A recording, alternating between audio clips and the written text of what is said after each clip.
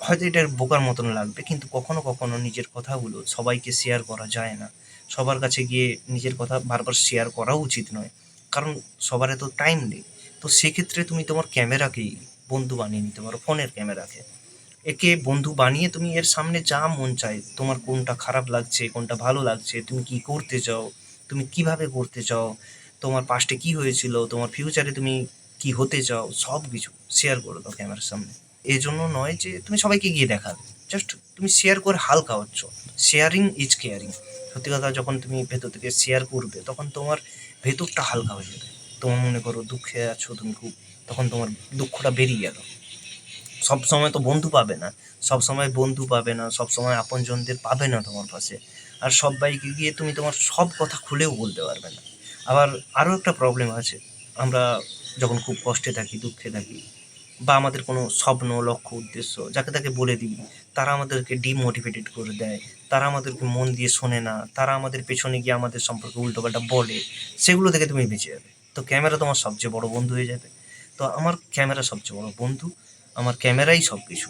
আমার ভগবানও ক্যামেরা, আমার বন্ধুও ক্যামেরা। এভাবে দেখো ক্যামেরাকে। যখন এইভাবে ক্যামেরাকে দেখবে তখন তুমি ক্যামেরার সাথে কানেক্ট করতে পারবে, যেটা আমিও করছি। আমিও ধীরে ধীরে ধীরে ধীরে এই পথেই আছি। সময় লাগবে, কিন্তু এটা করতে করতে তোমার মধ্যে একটা আলাদা স্কিল ডেভেলপ হয়ে যাবে। তুমি ক্যামেরার সামনে নিজের দুঃখ, কষ্ট, যন্ত্রণাগুলো শেয়ার করতে করতে একদিন দেখবে ক্যামেরার সামনে তোমার বিন্দাস একটা বন্ডিং হয়ে আছে। তুমি বিন্দাস যে কোনো কথা রাখতে পারছো, তারপরে সেটাকে তুমি কাজে লাগিয়ে দিতে পারো। মানে দুঃখ, কষ্ট, যন্ত্রণাকেও কাজে লাগিয়ে দাও, এটা বলছি।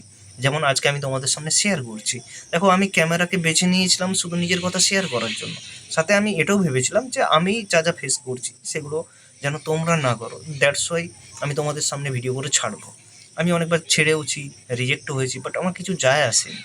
আমি সবার সামনেও ভিডিও ছেড়েছি, আবার পেছনেও ভিডিও বানিয়েছি, ডিলিট করে দিয়েছি। কখনো কেঁদেছি ক্যামেরার সামনে, কখনো দুঃখ প্রকাশ করেছি, কখনো লাইফের অনেক খারাপ লাগাকে বের করে দিয়েছি ক্যামেরার সামনে।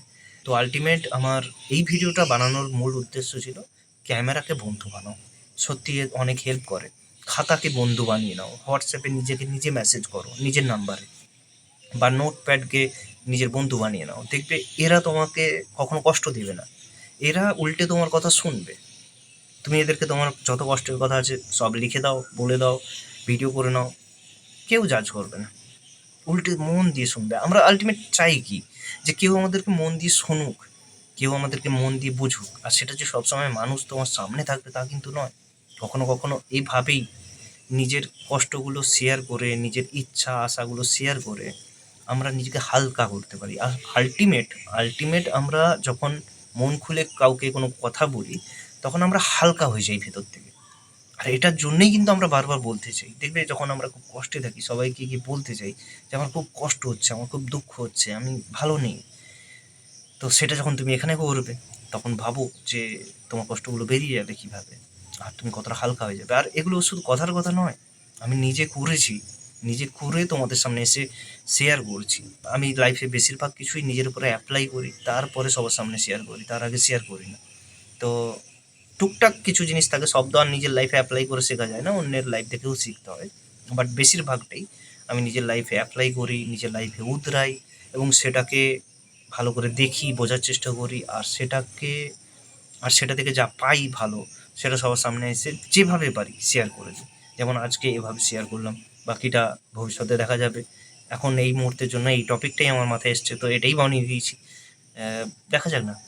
আর এটা আমার নিজের ভালো লাগার জন্যও করছি। আমি আমার কমিউনিকেশান স্কিল বাড়ানোর চেষ্টা করছি, ক্যামেরাকে আরও সুন্দর করে বন্ধু বানানোর চেষ্টা করছি, তোমাদের সাথে কানেক্ট করার চেষ্টা করছি, নিজের লাইফের লেসনগুলো সবার সামনে শেয়ার করার চেষ্টা করছি। এটা আমাকে সাহায্য করছে নিজেকে গ্রো করতে।